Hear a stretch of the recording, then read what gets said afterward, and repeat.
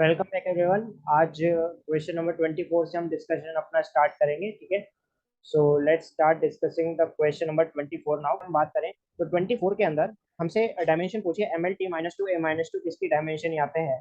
Magnetic permeability, electrical permittivity, magnetic flux या फिर self inductance. ठीक है, तो इसको हम जल्दी से यहाँ पे सॉल्व करते हैं। ठीक है, so let's solve this question now. ठीक है, तो यहाँ पे हमारे पास एक फॉर्मूला होता है जो हमें पता है कि फोर्स पर यूनिट लेंथ किसी भी करंट कैरिंग कंडक्टर के लिए क्या होता है। ठीक है, तो ये क्वेश्चन नंबर हमारा हो जाता है यहाँ पे 24। ठीक है, तो let's start solving the question number 24। तो यहाँ पे हम एक ब्लैंक स्लाइड ले लेते हैं और क्वेश्चन नंबर अभी हम नीट फिजिक्स सॉल्व कर रहे हैं 22 की। ठीक है, और यहाँ पे हम ले लेते हैं 24th क्वेश्चन। अगर मैं फोर्स पर यूनिट लेंथ की बात करूँ तो वो होता है हमारे पास mu not I1 I2 by basically are. ठीक है, तो यहाँ से mu not which is magnetic permeability, ये होती है हमारे पास क्या, मैग्नेटिक परमिएबिलिटी। ठीक है, तो ये म्यू नॉट क्या हो गया, मैग्नेटिक परमिएबिलिटी। ठीक है, तो फोर्स हमारे पास होता है ML T-2 by L is equal to mu naught into I, basically this is I square. तो अगर आई स्क्वायर की बात करी जाए तो उसकी डायमेंशन क्या हो जाती है, ए। ठीक है, simply A square by L. तो यहाँ एल से एल कैंसिल हो गया और म्यू नोट की डायमेंशन आ जाती है ML T-2 A-2। मीन्स ये करेक्ट आंसर है which is option number 1 as per this paper which is magnetic permeability. 25 angle between electric line of force and electric equipotential surface, तो वो भी देख लेते हैं। तो इनमें एंगल कितना होता है हमारा, देखिए ये जैसे कि आपकी हो गई, इसमें पूछा है इन्होंने electric field line and equipotential surface, तो ये आपस में एक दूसरे के हमेशा 90 डिग्री पे रहती है। इलेक्ट्रिक फील्ड लाइन हो गई, तो ये हो गई आपकी इक्विपोटेंशियल सरफेस। ठीक है, तो ये आपस में कितना एंगल बनाती है, 90 डिग्री का। तो इसका करेक्ट आंसर हो गया 90 degree. Next 26, let T1 T2 with the energy of an electron in the first and second excited state. यहाँ पे यही सबसे इंपॉर्टेंट चीज है कि किस में बात हो रखी है। तो 26 क्वेश्चन हम देख रहे हैं, फर्स्ट और second excited state N1। First excited का मतलब 2 और सेकंड एक्साइटेड का मतलब 3। यहाँ से यहाँ ट्रांजिशन हो रहा है, तो पूछ रहा है एनर्जी, पूछ रहा है यहाँ पे एनर्जी का रेशियो। ठीक है, एनर्जी को यहाँ पे T1 T2 से डिनोट किया है, तो T1/T2 एनर्जी होता क्या है, E is equal to -13.6 Z square by n square. ये कांस्टेंट रहेगा सब में और जेड बन रहेगा क्योंकि hydrogen atom, hydrogen like atom की यहाँ पे बात हो रखी है।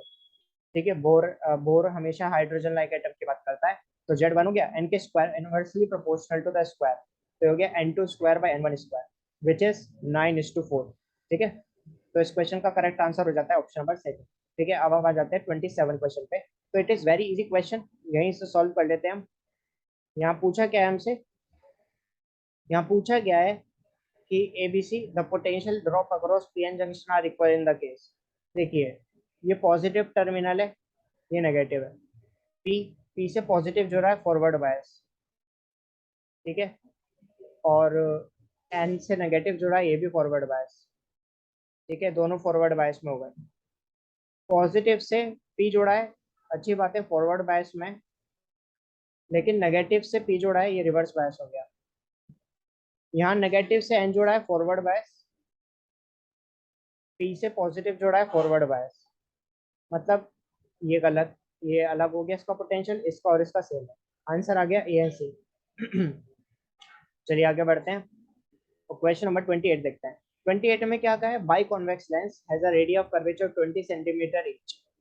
यहाँ बाई कॉन्वेक्स लेंस की बात हो रखी है। ठीक है, कुछ इस तरीके से बाई कॉन्वेक्स लेंस है जिसका रेडियस ऑफ कर्वेचर 20 दे रखा है, ROC 20 सेंटीमीटर दे रखा है, प्लस में लेंगे बाई कॉन्वेक्स के लिए तो। ठीक है, रिफ्रैक्टिव इंडेक्स इसका दे रखा है हमें कितना, इट इज 1.5। तो बात हो रखी है कि पावर क्या होगी। अगेन वेरी इजी क्वेश्चन, तो पावर हमें पता ही है कैसे निकालिए। ठीक है, देखिए ये क्वेश्चन नंबर 28 है हमारा। तो फोकल लेंथ क्या हो जाता है यहाँ पे, R/2 μ-1। आर कितना है हमारे पास 20/2 इंटू म्यू 1.5 - 1, तो ये हो गया 0.5 विच इज 20 सेंटीमीटर। तो पावर हो गई माइनस 1 बाय फोकल लेंथ, ठीक है, 1 बाय फोकल लेंथ इंटू 100, ठीक है, इसे डायप्टर में चेंज करने के लिए आ गया -5 dioptre, which is the correct answer for the question. Sorry, यहाँ पे कॉन्वेक्स लेंस की बात हो रखी है, तो इसलिए पॉजिटिव में लिया जाएगा, ठीक है। तो ये हमारे पास कितना हो गया, +5 dioptre is the correct answer for the question, ठीक है। Option number 1 is the answer for this question, ठीक है, ये +5 डायप्टर इसका करेक्ट आंसर है, ठीक है। चलिए आगे बढ़ते हैं। व्हेन टू मोनोक्रोमेटिक लाइट, ये ऑलरेडी मैं क्वेश्चन अपना उसमें डिस्कस कर चुका हूँ, ये बोनस जा सकता है, जाना चाहिए बोनस क्वेश्चन, क्योंकि फिजिक्स के पॉइंट ऑफ व्यू से क्वेश्चन गलत है, इसका आंसर 3/2 आएगा। प्लीज वॉच माई वीडियो जिसमें मैंने बोनस क्वेश्चन डिस्कस किया, उसमें क्वेश्चन डिस्कस किया, ठीक है। ये आपको याद ही होना चाहिए कि एक स्फेरिकल बॉल को जब डाल दिया जाता है विस्कस मीडियम में, तो वो किस हिसाब से चलती है, ठीक है। तो उसकी टर्मिनल वेलोसिटी की इक्वेशन होती है यहाँ पे, terminal velocity is equal to 2/9 times eta sigma minus rho, ठीक है, इंटू R² इंटू जी, ठीक है। तो इसका करेक्ट आंसर हो गया बी, ठीक है, तो बी इसका करेक्ट आंसर होगा, ठीक है। चलिए आगे बढ़ते हैं और क्वेश्चन नंबर 31 की तरफ बढ़ते हैं। Angular speed of flywheel moving with angular acceleration of 1200 revolution per minute to 3120 revolution per minute in 16 second, ठीक है। तो एंगुलर एक्सेलरेशन की बात हो रखी है। चलिए तो एंगुलर एक्सेलरेशन डिस्कस करते हैं। क्वेश्चन नंबर कौन सा है हमारे पास, 31, ठीक है। तो 31 क्वेश्चन देख लेते हैं जल्दी से। तो यहाँ पे 31 क्वेश्चन हम डिस्कस करने जा रहे हैं। ओमेगा 1 ओमेगा 2 मतलब इनिशियल और फाइनल ओमेगा, अल्फा बताना है, which is delta omega by delta t. तो डेल्टा ओमेगा कितना हो गया, 3120 माइनस 1200, ठीक है, 3120 minus 1200 revolution per minute divided by 16 second, ठीक है। तो यहाँ पे we have to make following changes, 16 second. तो यहाँ पे पाई की टर्म्स में आंसर आ रखा है, बिल्कुल आना भी चाहिए, ठीक है। So let's solve this question now. तो जब आप 3120 में से 1200 माइनस करेंगे तो ये आपके पास आ जाएगा 0 2, ठीक है, 3 4 5 6 7 8 9 10 11 9 एंड 2 में से गए 1920, 1920/16, ठीक है, 16 को हम 16 17 18 19 16 दूनी 32 120 रिवॉल्यूशन पर मिनट, ठीक है, एक्चुअली बाई सेकेंड। तो देखते हैं इसे कैसे सॉल्व करना है, ठीक है। तो ये हमारे पास आ जाता है यहाँ से 120, एक रिवॉल्यूशन के अंदर आपका कितना हो गया, जब वो एक बार रिवॉल्व कर रहा है तो 2 पाई रेडियन हो गया उसके अंदर, ठीक है, इनटू एक मिनट में 60 सेकेंड। तो सेकेंड से सेकेंड कैंसिल हो जाएगा, तो ये आ जाएगा 6 दूनी 12 और 12 × 12 144, 144005, ठीक है। तो let's check it out, 12 × 12 and ये हो गया revolution per minute, okay sorry, यहाँ पे रिवॉल्यूशन मिनट नहीं है, रिवॉल्यूशन पर मिनट है, ठीक है। तो ये 120 RPM आएगा, जरूर आएगा, ये करेक्ट है, लेकिन ये रिवॉल्यूशन पर मिनट की बात हो रही है। 120 एक रिवॉल्यूशन में 2 पाई रेडियन पर मिनट, एक मिनट में 60 सेकेंड, ठीक है। तो यहाँ पे ये आपका अल्फा स्क्वायर सेकेंड स्क्वायर हो जाएगा नीचे, तभी तो एक्सेलरेशन की बात बनेगी। तो ये हो जाएगा 6 2 ज़ा, हो जाएगा 4 पाई रेडियन पर सेकेंड स्क्वायर, ठीक है। तो इसका करेक्ट आंसर आ गया ऑप्शन नंबर 4। 32 देख लेते हैं। 32 एक स्क्वायर लूप है जिसका साइड 1 मीटर है, ठीक है। तो 32 एक बार जल्दी से देख लेते हैं क्वेश्चन। तो 32 में क्या हमें क्या रखा है, यहाँ पे साइड 1 मीटर है, एक स्क्वायर लूप है, ठीक है, एक स्क्वायर लूप जिसकी साइड 1 मीटर है। रेजिस्टेंस इसका कितना है, 1 ओम रेजिस्टेंस है इसका, ठीक है।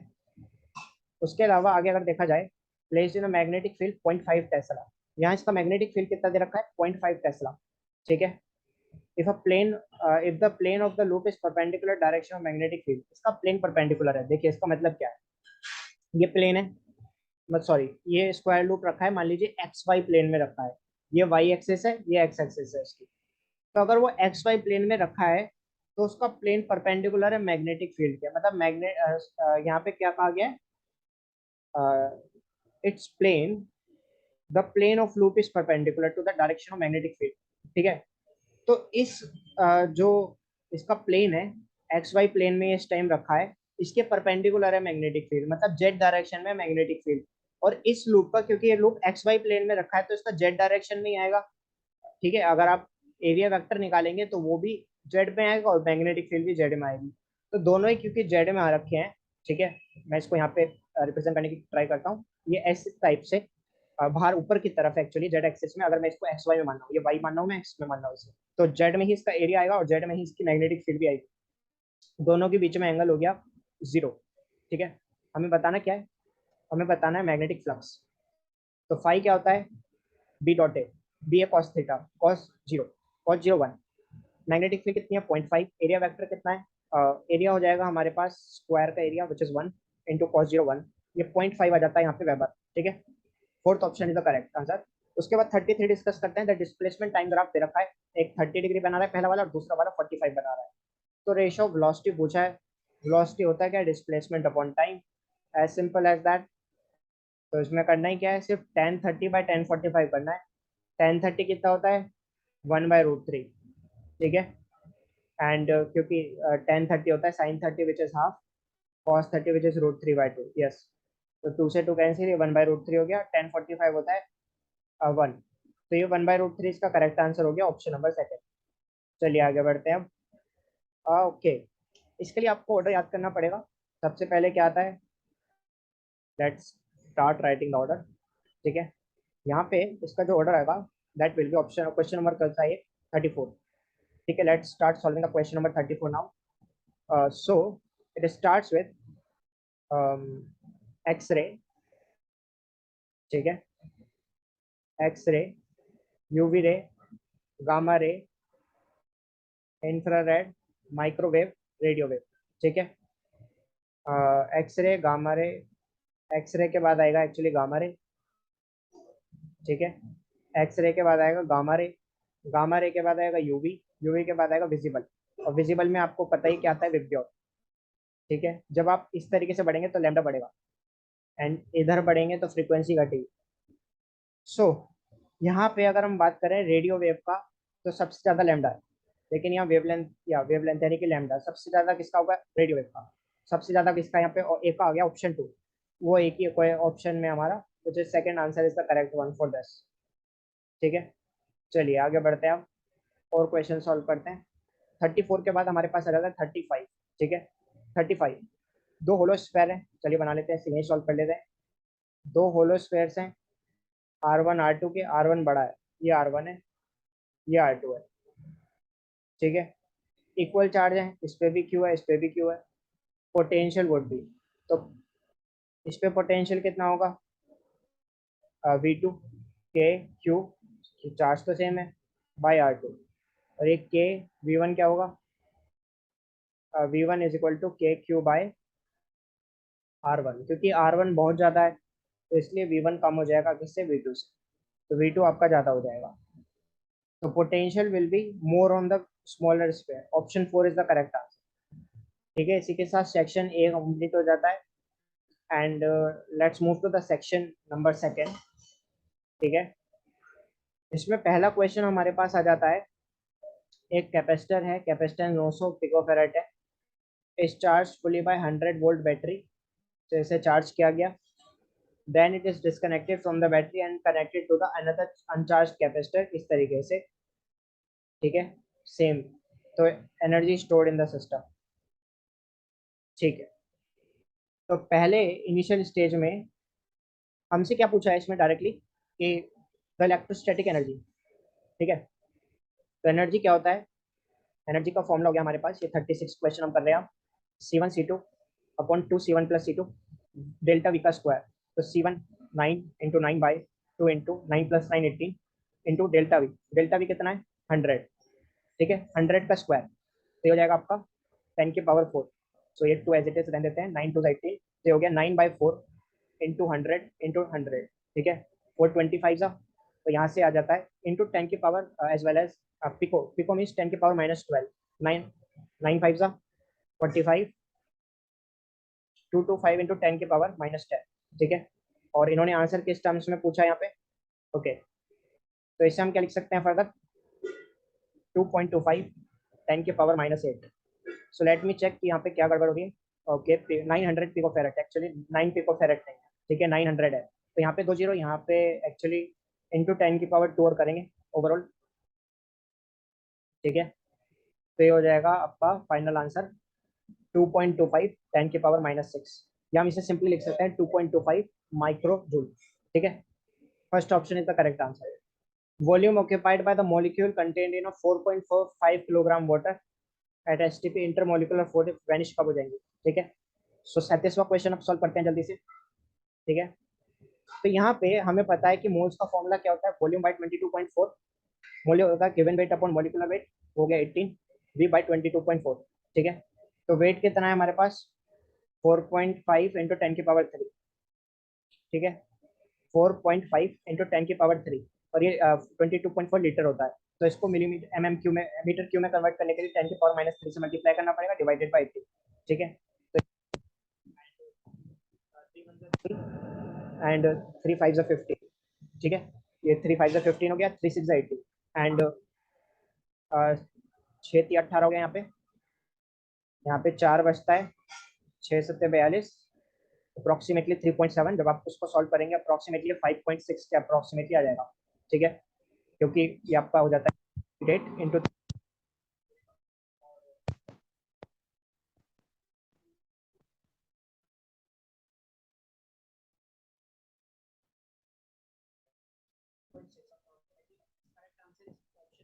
यहाँ पे। तो आपको जी का डायमेंशन याद ही होना चाहिए, n-1 n-2 which is कौन सा, सेकंड।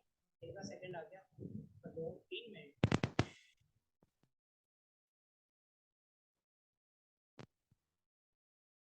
पोटेंशियल एनर्जी क्या होता है, ये हमारे पास हो जाता है, यहाँ पे हो जाएगा हमारे पास ग्रेविटेशनल पोटेंशियल एनर्जी। ठीक है, चलिए लिख लेते हैं इसको 38।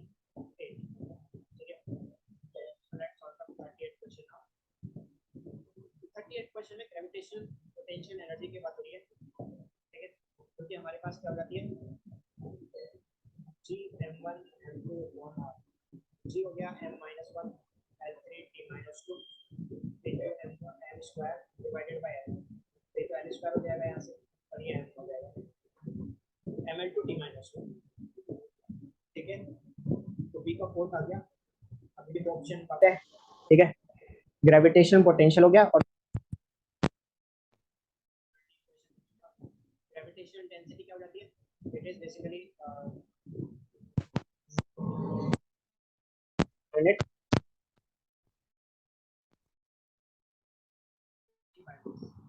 तो ये ml2 हो जाएगा, तो l2 t-2। ठीक है, डेंसिटी की बात हो रही है, न्यूटन पर किलोग्राम हमारा आंसर आया। ऑप्शन में कोई सा करेक्ट आंसर। यहाँ पे Wheatstone bridge is used to determine the value of unknown resistance x by adjusting the variable variable figure. The most precise measurement of the value of resistance P. The correct answer will be should be approximately equal and small. ये learning based question था, अगले में आपसे गलती हो सकती है। ठीक है, ये सिग्निफिकेंट फिगर बेस्ड क्वेश्चन है, यहाँ पे राउंडिंग ऑफ करनी है, तो आप मल्टीप्लाई करेंगे तो 1382 समथिंग आएगा, 0.5 ये करेक्ट ये आ रहा है, मतलब सॉल्व करते हैं जब आप पूरा सॉल्व कर देंगे। लेकिन सिग्निफिकेंट फिगर के बेस पर आंसर दे रहा है यहाँ पे 55.3 और 25 है, जिसमें मतलब पॉइंट सबसे नहीं मतलब है ही नहीं, वो वाला हमें काउंट करना है, उस टर्म्स में लिखना है, मतलब इस वाली टर्म में लिखना है कि जैसे 25 लिखा हुआ है सीधा, तो ऐसा सिर्फ एक ऑप्शन है ये वाला। तो करेक्ट आंसर यही आएगा, अप्रोक्सीमेट करेंगे आपसे आराम से कन्वर्ट हो जाएगा। ठीक है, चलिए अगला क्वेश्चन देखते हैं। 41